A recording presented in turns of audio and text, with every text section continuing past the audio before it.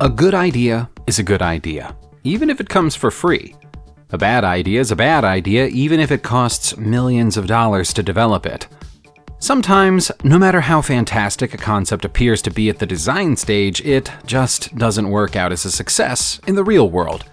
Every idea and piece of technology you're about to see in this video was designed with the highest of hopes, but failed to achieve the successes that were expected of it. This is our collection of abandoned and forgotten high-tech hopes. The Burren-class orbiter was very nearly the Soviet Union's answer to the successful American Space Shuttle program. In fact, it came close to beating the Americans to the punch. When it made its first trip into space in November 1988, it became the first vehicle ever to fly into orbit and land safely back down on Earth on a runway. But that 3-hour journey was the only space flight it ever made. As was the case with many ongoing projects in the Russia of the time, the Burren program had to be abandoned for financial reasons after the Soviet Union dissolved. For many years, there was hope that the Burren might be revisited, and so the shuttle was placed into safe storage in Kazakhstan with its own dedicated hangar. Unfortunately, it met with an accident in 2002 when a storm struck the area. The roof of the hangar caved in, and the Burren was damaged beyond repair. It could have been the start of a brand new space age for Russia, but it simply wasn't to be. The Burren spacecraft wasn't the only Soviet invention that was very nearly years ahead of its time. Everybody's heard of the Large Hadron Collider Particle Accelerator, but far fewer people know that the Russians were almost 30 years ahead of the accelerator's development. They were working on a particle accelerator of their own when the Soviet Union was dissolved, and if it had been finished, it would have been the largest and most powerful in the world. The tunnels that were dug for it are still there beneath the town of Protvino, and so is some of the equipment that was intended to power it. The accelerator was known as the UNK, and was the creation of Russia's Institute for High Energy Physics. Work on the accelerator actually continued beyond the collapse of the USSR, but finally came to a halt through lack of funding in 1996. Even today, the country still pays almost $3 million a year to pump the site and ensure that the tunnels don't flood with groundwater. Paranoia ran high in both the United States of America and the Soviet Union during the Cold War, with both sides convinced that the other would launch an attack at any given moment. That paranoia is what drove the Americans to spend $6 billion on the Stanley R. Michelson Safeguard Complex, a security site in North Dakota that was operational for a grand total of 1 day. The building of the site was ordered by President Richard Nixon in 1969, with the intention that it would protect the missile fields of the nearby Grand Forks Air Force Base. It opened on the 1st of October 1975, but Congress ordered it to be shut down the following day, after receiving advice that it was almost entirely ineffective at the job it was supposed to do. There was a multitude of critical design failures, including the fact that the nuclear warheads on the missiles used by the complex would scramble its own radar systems, making it impossible to detect incoming missiles from elsewhere. The bulk of the facility is still standing, but nobody has been inside it in decades. The straddling bus was a public transport solution that was designed with 2 eyes on the future, but none on the present. The Chinese invention was hailed by Time magazine as one of the most promising inventions of 2010, but it quickly became apparent that it was impractical. On a basic level, the straddling bus is an enormous car that rolls down the highway on stilts, allowing regular traffic to pass underneath it, running between its enormous legs. The 15-foot-tall vehicle was wholly powered by electricity and had a top speed of just under 40 miles per hour. That's not exactly fast, but it beats sitting in the queue of traffic. The designers of the bus hoped that it could transport as many as 1,400 passengers at once and would revolutionize transport in Beijing. But the prototype built in 2011 revealed a number of problems. The most significant issue was one that someone should probably have thought of much faster. The bus was terrible at going around corners and would cause a severe obstruction to traffic below it when doing so. Here's yet another Russian attempt to beat other countries in the race for technical supremacy. It was the combined efforts of the British and the French that brought the world the Concorde, which was capable of supersonic flight. The Russian Tu-144 was also capable of that same magnificent speed, but the speed came at the cost of safety, comfort, and reliability.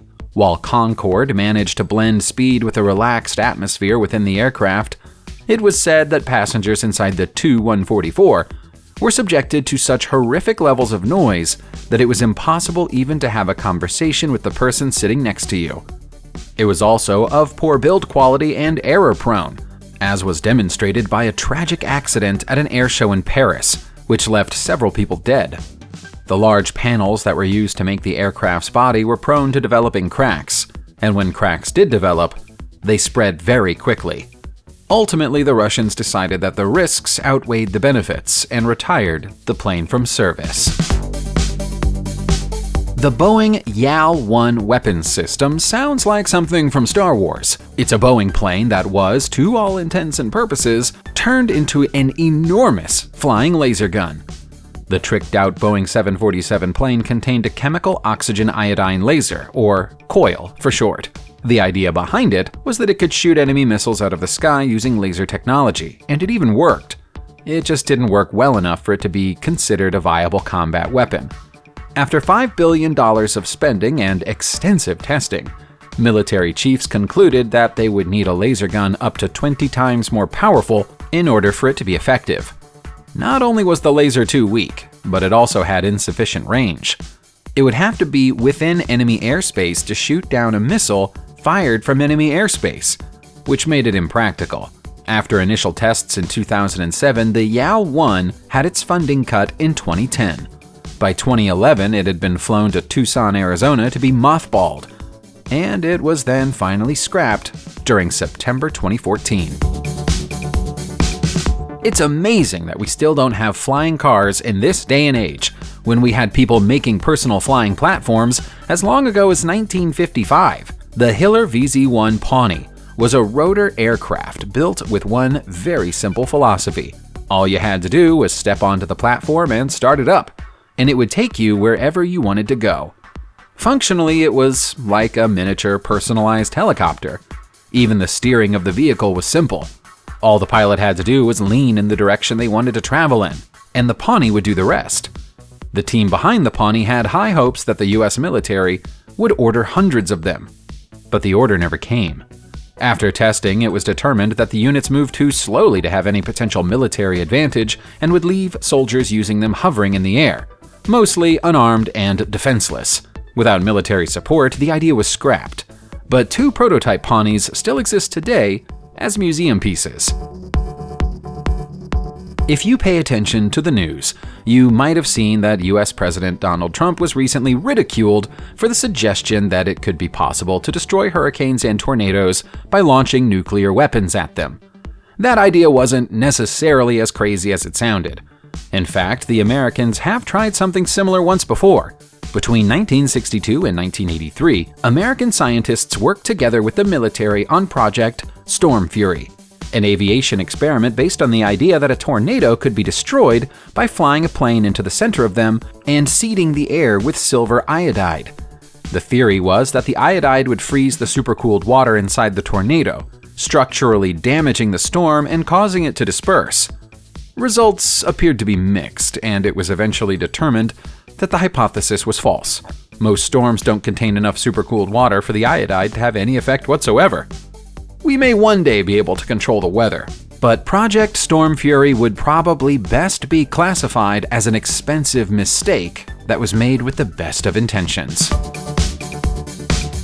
The FokosGrunt space probe was supposed to mark Russia's return to the top table when it comes to scientific exploration of outer space. Instead, it ended up as a scattering of burnt-up debris in the South Pacific Ocean. The probe was supposed to head to Mars, land a spacecraft on the moon of Phobos, collect a soil sample, and then launch a second spaceship back to Earth to bring the samples back home so they could be analyzed. Sadly, it barely made it out of the Earth's atmosphere. A malfunction stopped its engines from firing shortly after it was launched from Kazakhstan in November 2011 and left it trapped in low orbit. The Russian Federal Space Agency The European Space Agency and even NASA tried to communicate with the probe to determine the fault, but the craft was unresponsive. Eventually, and inevitably, it fell out of orbit and plummeted into the sea west of Chile in January 2012. Embarrassingly for the Russians, it was their third failed space mission in the space of 12 months, including a Progress cargo ship that crashed on its way to the International Space Station in August of the same year. Project Iceworm in Greenland is another example of American Cold War paranoia and military overspending. The oddly code-named project involved building a vast underground missile site at Camp Century in Greenland, and then keeping it totally secret from the rest of the world. The initial blueprint for Project Iceworm was to dig more than 2,500 miles of tunnels underneath the ice and use them to store as many as 600 nuclear missiles. Both Russia and Denmark noticed the Americans were building something in Greenland in 1960. But the American cover story was that the construction was nothing more than a research facility intended to conduct experiments in Arctic conditions. The project may not have been a success, but it did lead to the creation of the world's first ever mobile nuclear reactor, which was built to power the enormous site. What eventually doomed the project was the unpredictable movement of the ice. The tunnels were dug directly into the ice instead of being built with steel or wood, but the fast-moving ice warped and cracked them. The frustrated Americans abandoned the site in 1967. It's thought that everything that was already at the site is still buried there under the snow, including some nuclear missiles. The Rockwell X30 spacecraft was an attempt to fulfill a long-held American ambition, the creation of a practical, reliable, and affordable single-stage-to-orbit space vehicle that could break out of Earth orbit under its own power and return and land safely the same way. A device such as this would be significantly more economical and environmentally friendly than the tried and trusted method of using rockets to launch vehicles into space.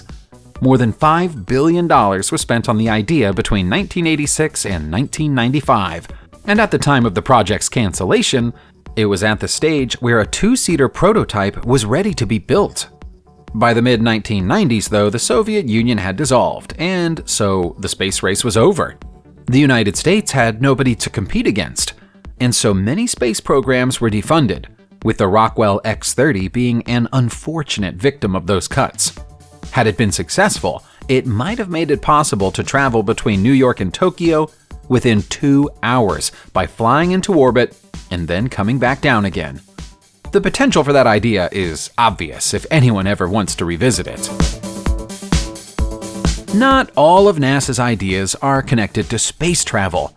Historically, they've had an interest in anything that's traveled through the air, and they've come up with some eye-catching and unconventional ideas for aircraft in the past. One of those ideas was the Helios, a solar-powered aircraft that NASA hoped would be capable of safe, reliable flight at 100,000 feet in the air or above. The experimental plane, with its impressive 247-foot wingspan, came very close to hitting that mark, but never quite managed it.